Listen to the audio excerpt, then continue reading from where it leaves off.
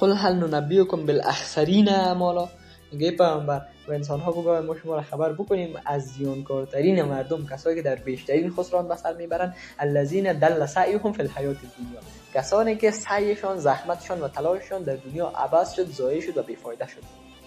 و هم یحسبون انهم یحسنون صنعا، ولی خودشون قسم تصور میکنن که ما بسیار کارهای نیک میکنیم، بسیار کارهای خوب میکنیم. درست است که هدف انسان اهمیت داره، مهم است، ولی راه و مسیری که ما میخوایم بپیماییم، همون جاده‌ای را که به خاطر حرکت کردن انتخاب میکنیم، او هم خیلی اهمیت داره.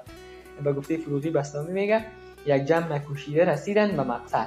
جمعی بودن که بدون زحمت زیاد با اندکترین ریاضت و تلاش به مقصدشان رسیدن. چرا؟ هم هدفشان مشخص بود و واضح بود و هدفشان درست بود و هم مسیر درست انتخاب کرده بودن. یک جمع نکوشیده رسیدن به مقصد، یک قوم دویدند و به مقصد نرسیدن. و جماعت‌های خیلی زیاد بودن با وجودی که تلاش کردن، کوشش کردن، ولی چون مسیرشان را درست انتخاب نکرده بودن و نیت‌هایشان مشکل داشت، از این خاطر اونا به هدف نرسیدن. از این خاطر ما و شما در انتخاب جاده و مسیری که دو حرکت میکنیم، او را به خاطر پیمایش انتخاب میکنیم، دو خیلی دقت بکنیم، مخصوصا در جاده پرخم و پیچ و طولانی حیات ما و زندگی ما.